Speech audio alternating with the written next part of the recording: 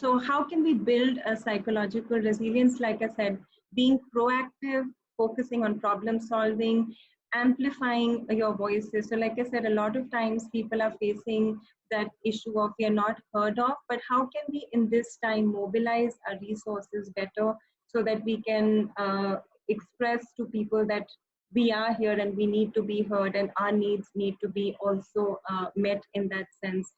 Directly addressing problems, confronting your fears and arming them with facts. Like Aparna said, one of the biggest ones is the fear of the lockdown being extended and what it's doing. Again, I'm just saying things like, can we take it one day at a time, but can we also anticipate and make sure that we have planned well in advance to take care of our basic medical needs, our daily sustenance needs in that way. Coping with anticipatory stress effectively, again, how can we arm ourselves with facts rather than just being anxious? And if you notice that behind our feelings of anxiety is the way we are thinking about things. So can we reframe that better and cope with that anticipatory stress better? What do I have control over and what don't I have control over?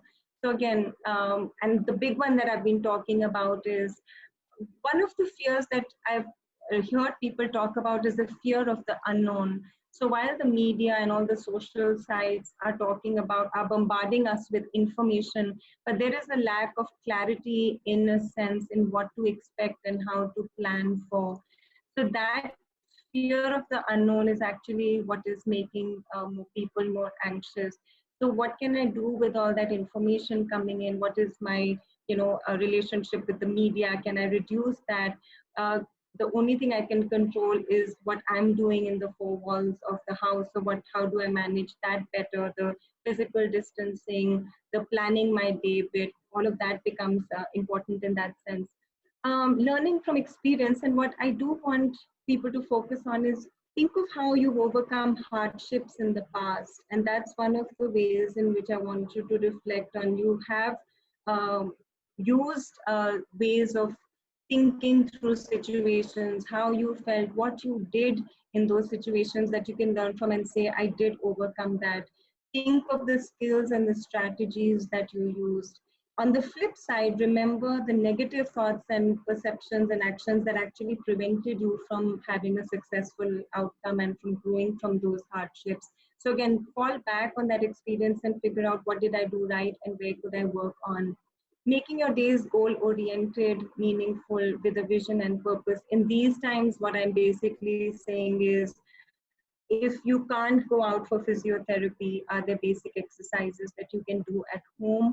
Can you wake up at the same time, or maybe a plus minus half an hour here or so, but have activities that you're doing on a daily basis. Because again, when we are sitting without a structure to our day, or we're sitting idle, that's when our mind starts ruminating and all these worst case scenarios and catastrophizing, looking at doomsday scenarios tends to start happening.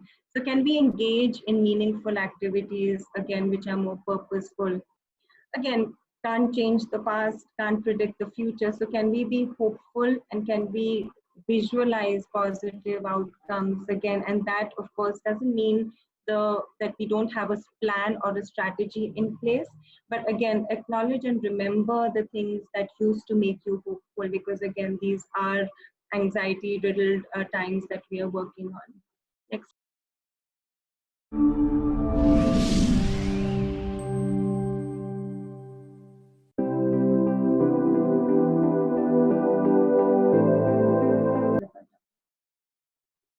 So what is psychological resilience?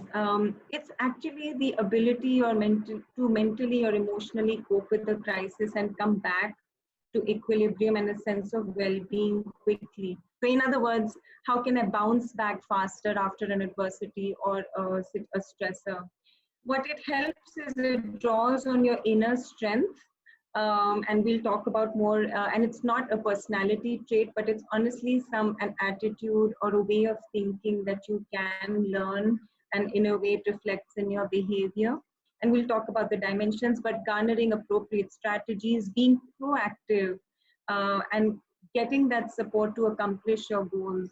to, even if it means to reach out to others for support. So it's not that you have to be stoic or you have to feel like I can deal with this on my own. But again, when it needs reaching out for support, can we do that to make our ends meet?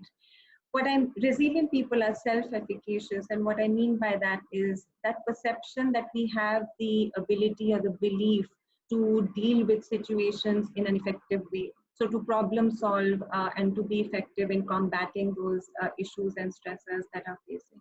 So that's what resilience means. Next.